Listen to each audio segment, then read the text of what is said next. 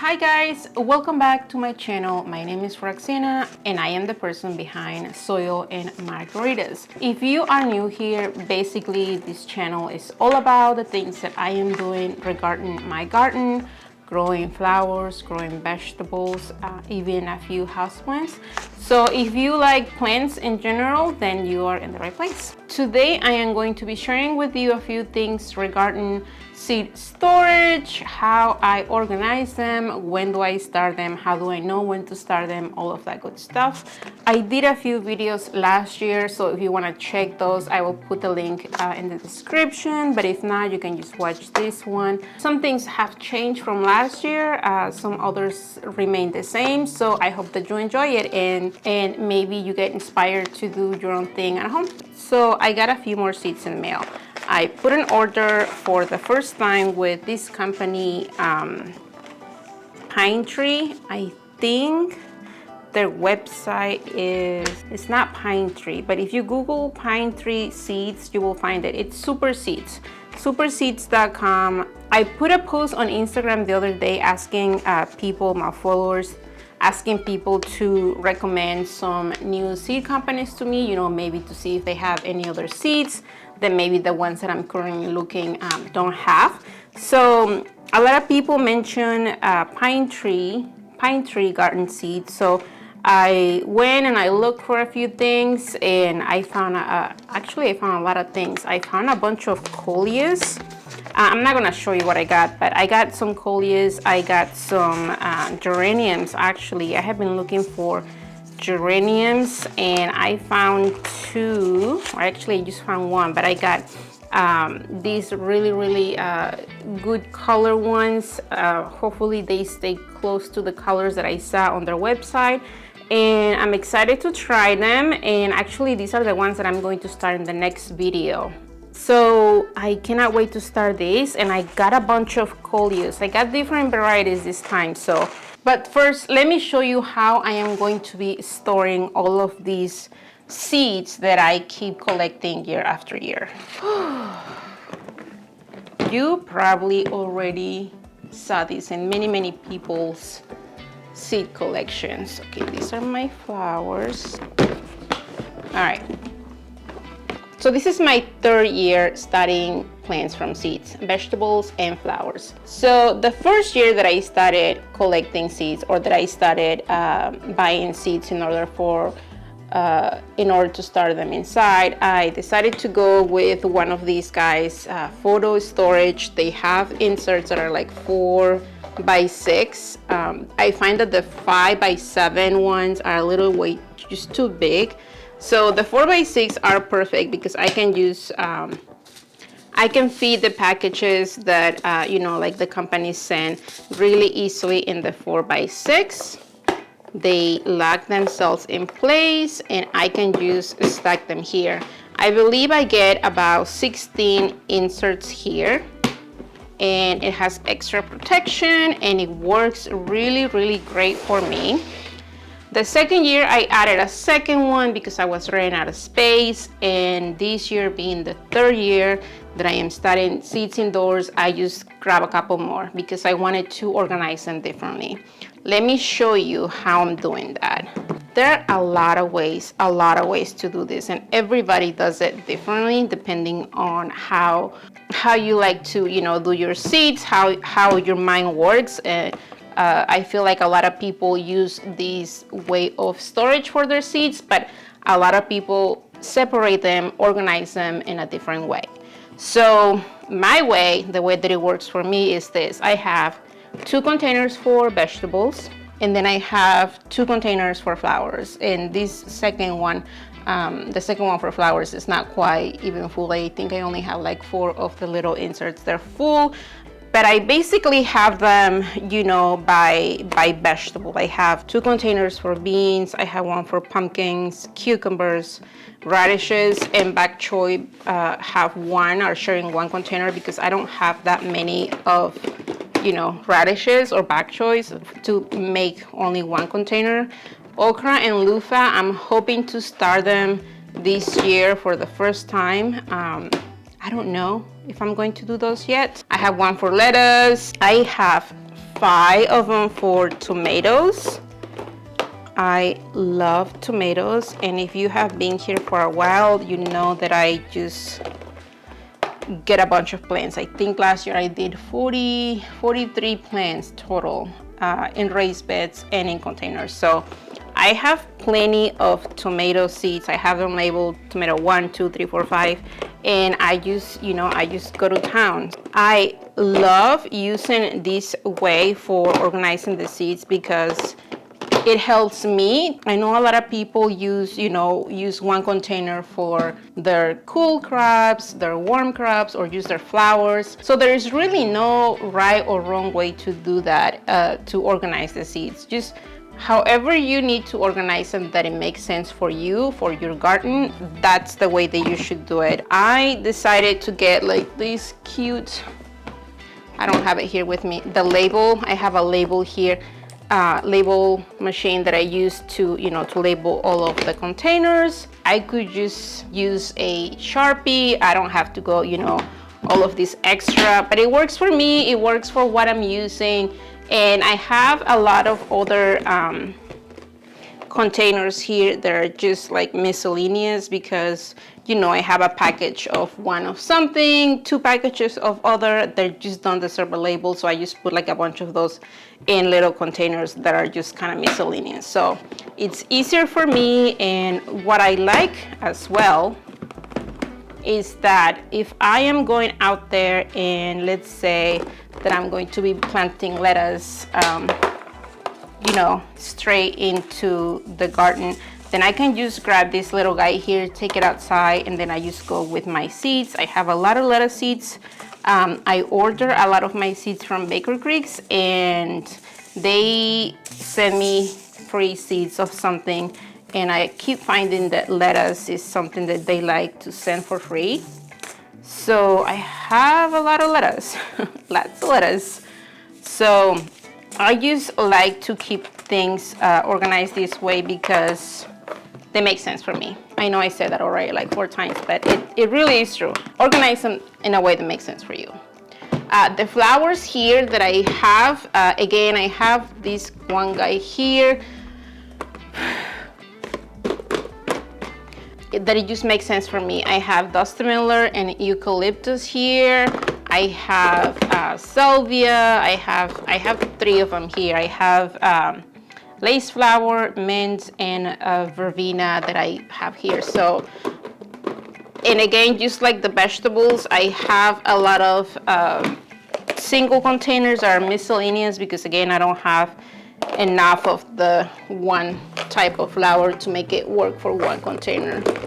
Some of these, like my sunflowers, I have a lot of seed flowers, so I am using 2 of the inserts for them. And I don't like to really pack the containers in them. I mean, I have the space to save them, so might as well use, I can use a 2nd or 3rd insert if I need to, because if you think of it, you might be breaking the seeds if if you stack them there all together, lots of packages in one, just to save space. So think of that when you are working on your seeds. So what I'm going to be doing is that I am going to be, putting this, I have one container for coleus, so I'm going to be putting my coleus containers in the inserts. I have my sunflowers. I don't think that I have one for pink cushion flower. This one is new for me, so I'll probably just put this with the miscellaneous. But I do have one for my amaranth. This is going to be one of the new amaranths that I tried this year. I'm very excited. So they'll just go where they need to go. And that's basically how I am trying to keep my seeds organized. And there are a lot of ways to do this out there. Tons of people do it differently. Again, depends on what you have for space for keeping them, where they are. I can just put this underneath my bed if I need to, and they are protected, so I don't have to worry. Even if I wanted to keep this in the basement, the plastic makes sure that, they don't get wet or nothing can get into them as well. So, by the way, if you guys have been successful starting verbena bonariensis, let me know, give me some tips, because last year, none of them germinated for me. I tried winter sowing last year with these seeds, nothing, and I tried them indoors, nothing as well. So I got some new seeds just in case the seeds that I have last year weren't that, you know, viable. So I got new seeds from the same company. I got them from Botanical Interest. So I'm going to try this this year. So please let me know if you have any tips for me. So in order for me to know when I need to start all of these seeds, the first thing that I need to know is when am I able to take the seedlings, the plants that I start outside. So my last frost date is very, very important before I check into when to start these seeds. For me, for where I'm located here in central Indiana, the average last frost date is the end of April, but I keep it safe and I use the first week, maybe even the second week of May for me to take all the plants outside, to know that that's the safe day for me to take them outside. When the end of April gets here, I will be checking the weather, like honestly, like 2 or 3 times a day, just checking the 10-day forecast, making sure there are no low temperatures, trying to get my seeds in and out here and there, trying to harden it off, just so that when I'm safe, when I think that it's a safe day for me to take my seedlings outside, that I'm safe and good to go. So I go by May 5th, and I basically just consider that day to be the safe day for me to use as my last frost day. So from there, I make myself a spreadsheet, writing the dates of 12 weeks, 10 to 12 weeks, 8 to 10, 6 to 8, 4 to 6, and 4 weeks. I write the dates as well. So let's just say 8 to 10 weeks is from February 28th to March 14th. Those are the weeks before my last frost day, which is May 5th. Again, this is just kind of give it or take a week or two, because it's just going to depend when I'm able to take my seeds outside. But this is a good guide for me. I started doing this last year, just making this spreadsheet, and this is the way that it works better for me. So once I have this spreadsheet, I go through all of my seeds, basically just choosing what I'm going to start. Basically, I just go through all of my containers, and I decide what I'm going to start that year. So let's just say coleus, for example. A lot of the companies do give me information of when to start coleus seeds, when the recommended time is for me to start seeds indoors. This one right here, it says start indoors 8 to 12 weeks before last frost. It gives me information about, you know, soil temperature, yada yada, germination date, all of that good stuff, which is great, because sometimes a lot of the companies that you buy from, they don't give you an exact amount or exact information for that type of seed. So this is great, because I know that these coleus 8 to 12 weeks before my last frost date. So from there, I go to my spreadsheet, and I can basically 8 to 12 weeks is a lot. It's like a 4-week difference. So I can either start them from my 8 to 10 week period or my 10 to 12 week period. I'm just going to play it safe, because I know that how coleus grows here, and I'm going to start them sometime between my 10 and 12 weeks. So I'm just going to write coleus, and that way I know the period or sort of the dates on when I need to start my coleus. And let's just go with amaranth. Amaranth, the company Botanical Interest tells me that 4 to 6 weeks is when I need to start this indoors. So 4 to 6 weeks, it's right here. And that's from March 28th to April 11th. So around the time I am going to be starting my amaranth. Okay, and basically I go through, like I mentioned, I go through all of my containers. I look at what plants, what flowers or vegetables I want to start for that year, and as I go through them, I am writing down here when I need to start those. And obviously, like right here, the coleus, it's February 14th to February 28th. It doesn't mean that I cannot start them later after February 28th. It just means that that's kind of like the time for me to know that I should be starting coleus. And it's just really going to depend how busy I am during that time, what else I am doing in here. And so this really does help me a lot. I also make sure to write things that are important for certain seeds. For example, there might be seeds that need dark to germinate. So I will make sure to write a little note next to the name on the seed variety that I'm starting that time. And anything that helps me, that helps me to understand things a little bit better. And once I'm done going through all of my seeds, I will just have this information available. I'll probably make a few copies just to have them here and there, and I'll just tape it somewhere so that I can see easily. I can have access to it, and this is the way that it works for me. Last year, I mentioned in one of my videos that I like to use an app.